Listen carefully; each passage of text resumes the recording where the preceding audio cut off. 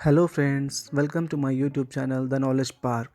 आज मैं आप लोगों के साथ डिस्कस करने जा रहा हूँ और कुछ बातें बताने जा रहा हूँ इकोनॉमिक क्राइसिस के बारे में, जो कि इस टाइम पूरी दुनिया पे और हिंदुस्तान हमारे देश पे उसका ख़तरा छाया हुआ है।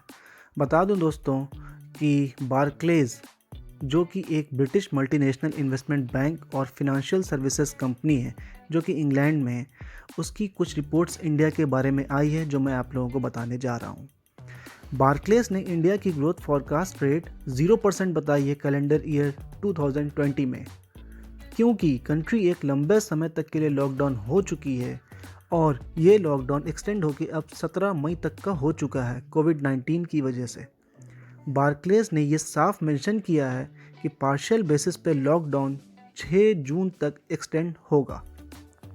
मोर इकोनॉमिक सिटीज़ जो हैं इंडिया की, जैसे मुंबई, दिल्ली, पुणे, चेन्नई, बेंगलुरु, हैदराबाद और कोलकाता, इनके इकोनॉमी सामान्य होने में एक लंबा समय लग सकता है।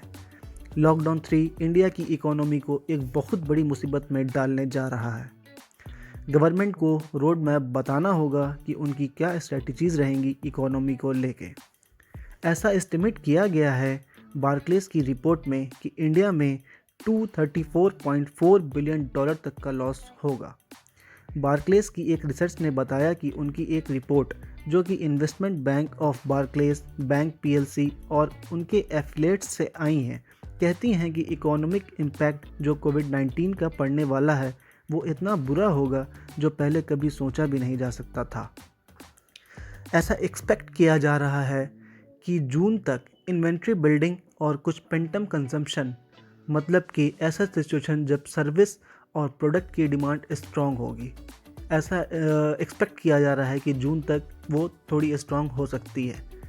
लेकिन जुलाई से सितंबर 2020 के बीच में इसका इफेक्ट अकाउंट्स की प्रिकॉशनरी सेविंग्स पे बहुत ज़्यादा पड़ेगा। हल्की पड़ेंगी सेविंग्स, ग्लोबल डिमांड बहुत ज़्यादा कमज़ोर हो जाएंगे और जॉब लॉस एक बहुत बड़ा झटका होगा इंडिया के लिए। लाखों लोगों की जॉब जाने की वजह से बेरोज़गारी एक नया रूप ले लेगी और एक बहुत बड़ी समस्या बन के खड़ी हो जाएगी हिंदुस्तान में।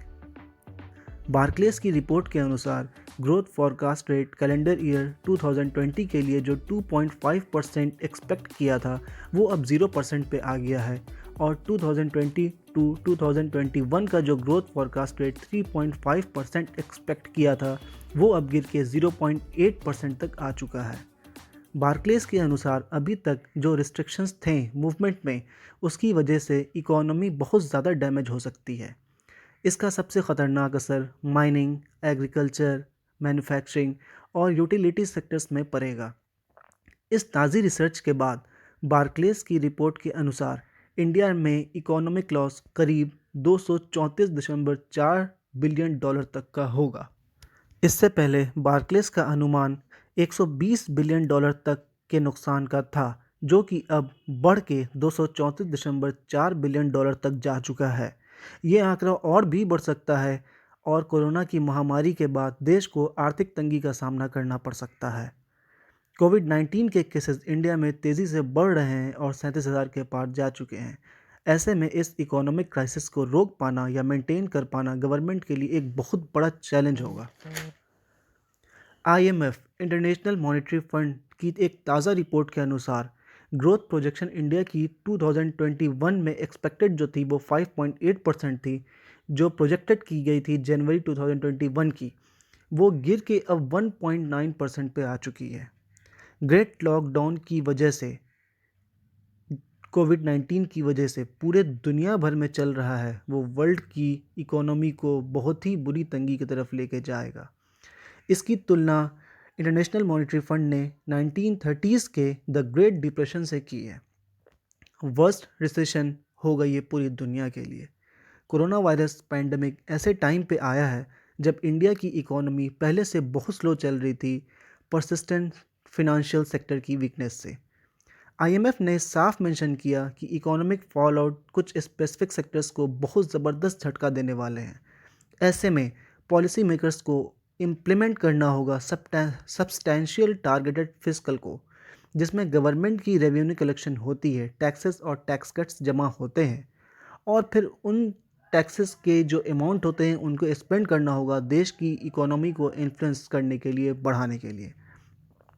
मॉनेटरी पॉलिसी भी यूज़ करनी होगी गवर्नमेंट को रिसेशन से बाहर आने के लिए और देश की इकोनॉमिक कंडीशन को मैनेज करने के लिए और बैलेंस करने के लिए। ऐसे में आईएमएफ ने कहा है कि मॉनेटरी पॉलिसी का आना बहुत ज़रूरी है। मॉनेटरी पॉलिसी एक ऐसी पॉलिसी है जो इंटरेस्ट रेट मैनेज करती हैं और मनी सप्लाई को बनाए रखती हैं। इस पॉलिसी के अकॉर्डिंग अगर इंटरेस्ट रेट कम होते हैं तो लोग मार्केटिंग शुरू करेंगे, चीज़ें ख़रीदनी शुरू करेंगे, घर, कार ये सब ख़रीदने वो शुरू करेंगे। जब कंज्यूमर्स कम इंटरेस्ट पे करेंगे तो वो ज़्यादा पैसा स्पेंड करेंगे और इसकी वजह से देश की इकोनॉमी इंक्रीज़ होना शुरू हो जाएगी। फिनेंशियल मार्केट को भी सपोर्ट करना होगा अफेक्टेड हाउस होल्ड्स को और बिजनेस को, जिससे कि इकोनॉमी ग्रोथ हो। तो फ्रेंड्स, कोविड-19 ने जैसे पूरी दुनिया को हिला के रख दिया है, उसी तरह हमारे देश को भी एक बहुत बड़ा झटका इकोनॉमिक क्राइसिस के रूप में देने वाली है। इंडिया को बहुत बड़ी आर्थिक तंगी के दौर से गुजरना होगा, जिसके लिए हम सबको और गवर्नमेंट को तैयार रहना होगा।